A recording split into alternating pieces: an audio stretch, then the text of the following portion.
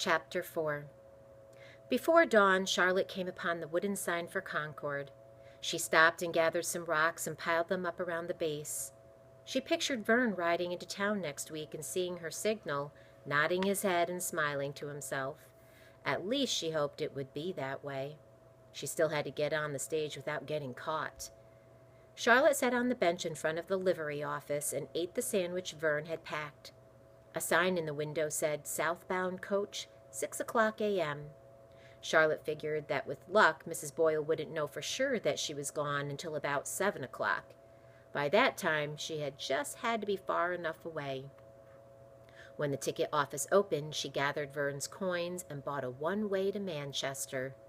Charlotte's heart leaped when she heard the pounding hooves.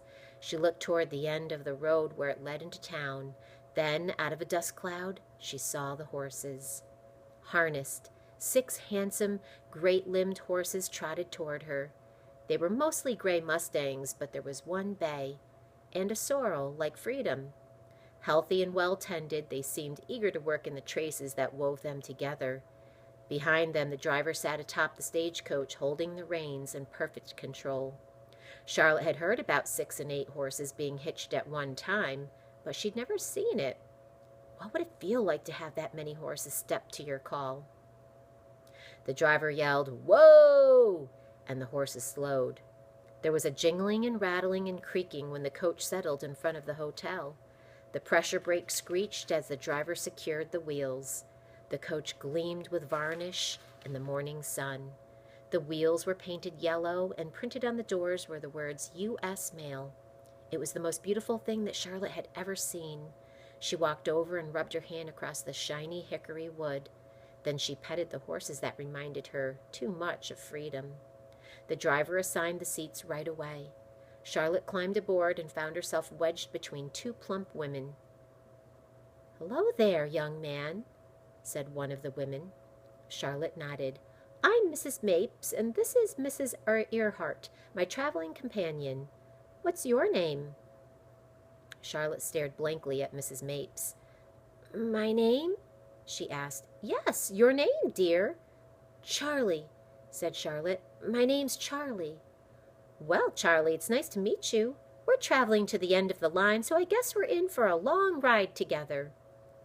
"Yes, ma'am," said Charlotte, and pulled the cap tighter over her head. The stage began rolling and rocking over the countryside. Charlotte watched farms and lush woods moving across the coach window. She wished she could sit up top with the driver so she could see more. Watch him drive the team. Ask him about the horses' names. She felt excited, as if something new and good was about to happen. What was Hayward doing today, waking up in his new home? She would have a home someday, but not if she stayed at the orphanage. Millshark and Mrs. Boyle would have seen to that. Now she felt certain that anything was possible. Vern used to say that plants can't breathe and grow in a box that's too tight. Now she knew what he meant. Soon Charlotte fell sound asleep against Mrs. Mapes. She woke up now and then, but with the 2 ladies droning on with their gossip and the rocking of the stagecoach, she quickly slipped back into her slumber, happy to be traveling farther and farther away from the orphanage.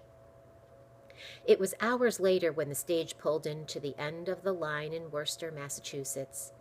Why hadn't someone woken Charlotte up and made her get off sooner? She didn't recognize the driver. Drivers must have changed at one of the stops. Maybe he thought she was with the 2 women. She had fallen asleep against one of them. After the new driver helped the passengers out of the cramped coach, Charlotte stretched and stood in the street, looking up one side and down the other. Guests headed toward the hotel with their satchels and luggage.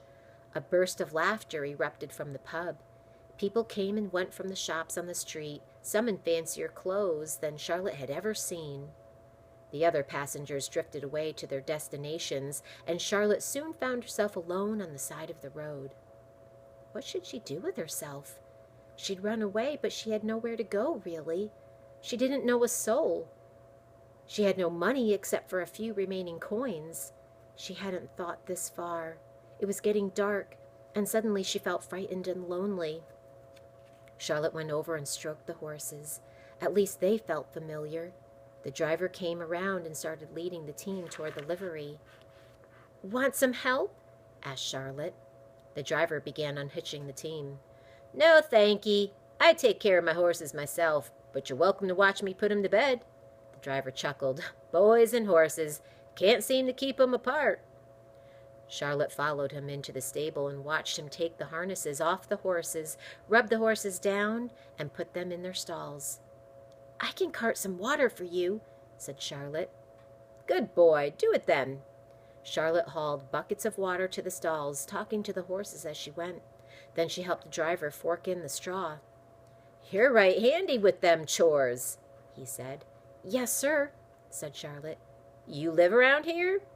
"No, sir. Well, I just moved to these parts."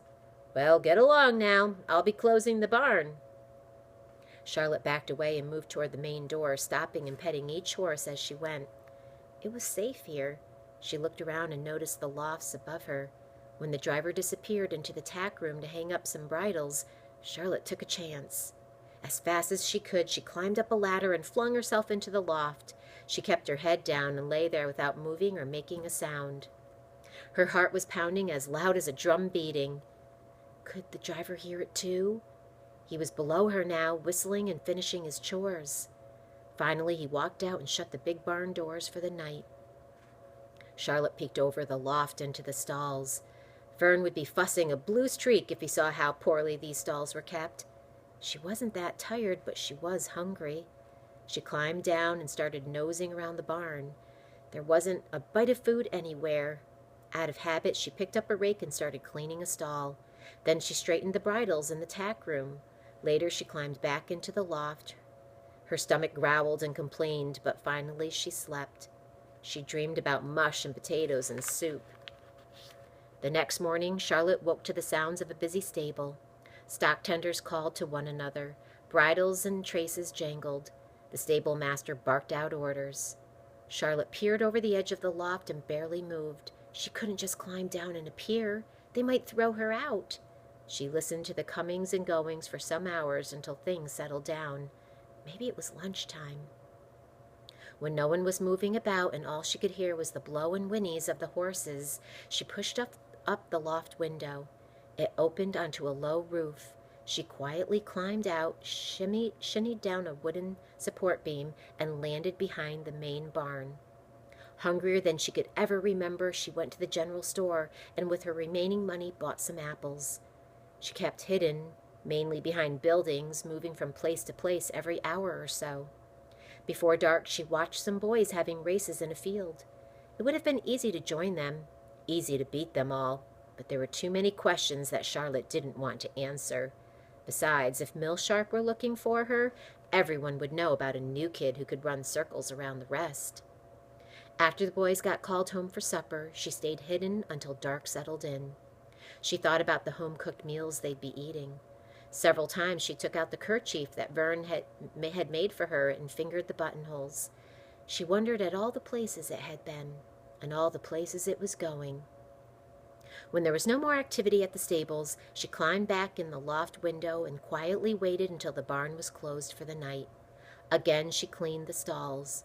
She wondered how long she could keep doing this, and again she had trouble sleeping, fitfully tossing in the hayloft with dreams of running and almost being caught. When she woke, someone was standing over her with a pitchfork aimed at her face.